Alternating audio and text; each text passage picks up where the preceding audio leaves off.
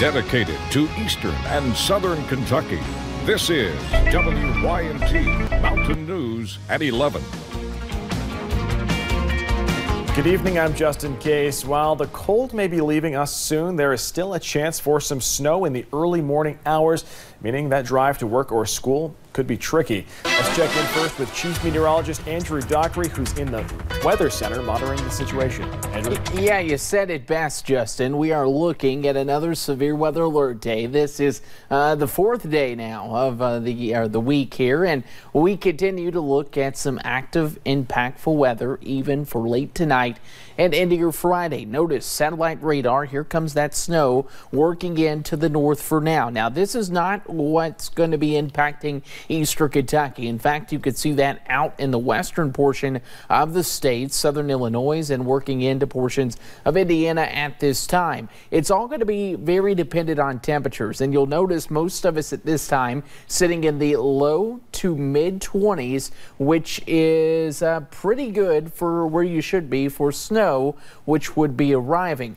Because of the temperatures, we're going to start to see those increase ever so slightly. That's why southern Kentucky has not been included in the winter weather advisory. They think, well, the impacts down there won't be as great. The better north you are, the better chances for a light dusting, half an inch to an inch of snow, and a light coating of ice, which is going to be the big travel impact for tomorrow morning. Of course, we'll get through this, and really the impacts will be there for your morning commute. We'll warm up by Friday afternoon, and then we'll continue that warmth through the weekend. Justin will break down exactly everything you need to know for that 7-day forecast coming up in a few short minutes. Andrew, thank you.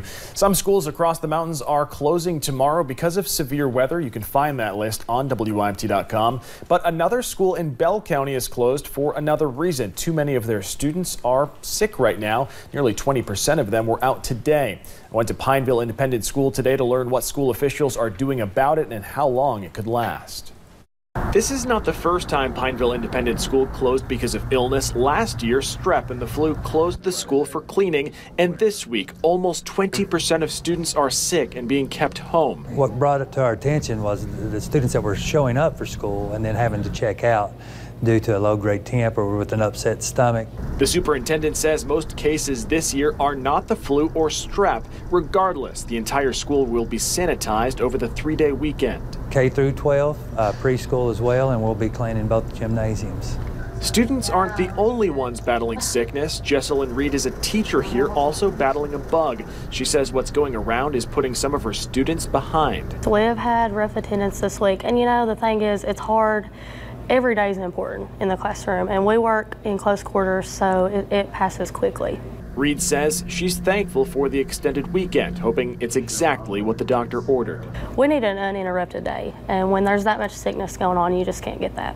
And the advice for parents is simple. If it's bad enough, take them to get checked out. Watch your kids and make sure that they're getting plenty of rest and that they're, if they do have a low-grade temp, consider that, take them, get them checked out, and hopefully get them best prepared so they can be here Monday. Taking precautions so students do not fall behind.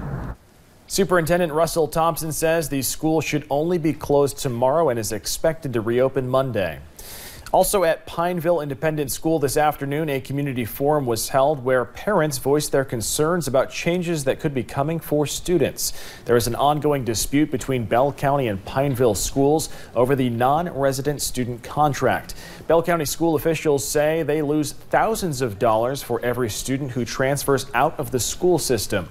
They are proposing a one-to-one contract, meaning for every student who transfers to Pineville Independent School, a student would transfer from that school to Bell County schools. Parents at the forum say they want the freedom to choose where their children go to school. If I don't have the freedom and choice to send my kids to where they're happy, then I'd rather homeschool them. And that before they'll go to a county school, they'll be homeschooled. Pineville Independent School officials say they are hopeful Bell County school officials will change their contract proposal to allow families to choose which school their children attend. It has been nearly a year since the town of Buckhorn was without water for close to a month. In the aftermath of the outage, changes are being made in order to make sure Buckhorn has options should a problem ever occur again. While this winter has been mild compared to last winter, there was a handful of ideas and talking points to come out of the loss of water. It's a challenge for every citizen in this part of Kentucky to voice their concerns about how we're managing the resources that we need, water, electricity, those things that give us, that really put value to our lives, and those things that we take for granted. Mayor Burns is working with county leaders to get interconnects in case the issue ever presents itself again. A portion of $1.2 million grant from the Watershed Foundation is heading to the Kentucky River Regional Animal Shelter. Perry County was one of 3 counties in the state picked by the Kentucky Humane Society for the project. The money will help with training volunteers. It will give the shelter the ability to hold more spay and neuter clinics. This is not just for a shelter, this is for our communities too. And it will be for Perry County. So a lot of the programs that we already have is spread out over 4 counties. So now we'll be able to focus more on those 3 counties and use this grant to focus more on Perry. The Love 120 project has a roughly 10-year goal to have an impact in all 120 Kentucky counties. We have more information on how you can help the shelter on our website, WYMT.com. It was a special day for Letcher County volunteer fire departments. Each time they are called out, they put their lives on the line for their community, and one Kentucky company decided it was time to show them a little appreciation. Reporter Lauren McCourt was in Letcher County to capture that happy moment.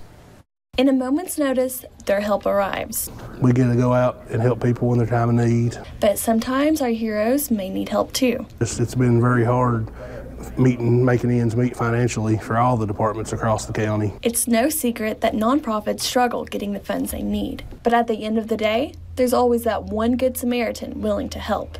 At Kentucky Power, we want to support the communities we serve. Which, in the case of volunteer fire departments in Letcher County, it happens to be AEP Foundation. So this is a grant from the American Electric Power Foundation for $61,160. This money will be split up between each of the 8 departments in Letcher County to go towards replacing old gear. Most of our gear is over the 10-year limit. With some new equipment. A set of gear can cost anywhere from $3,000 to $5,000. And thanks to Kentucky Power, each of the stations will be able to afford it. That'll be 40 sets of gear for the departments here in Letcher County. Helping them continue keeping the community safe. In Letcher County, Lauren McCourt, WYMT Mountain News. Each year, the AEP Foundation and Kentucky Power award grants to nonprofits right here in Eastern Kentucky. Coming up at 11, big drug busts at the border. We'll have those details coming up. And find out why not everyone is excited for the Super Bowl halftime show. And if you're not excited for the show, well, maybe you're excited for the warmth. We'll break down that weekend warmth and the snow chances coming up.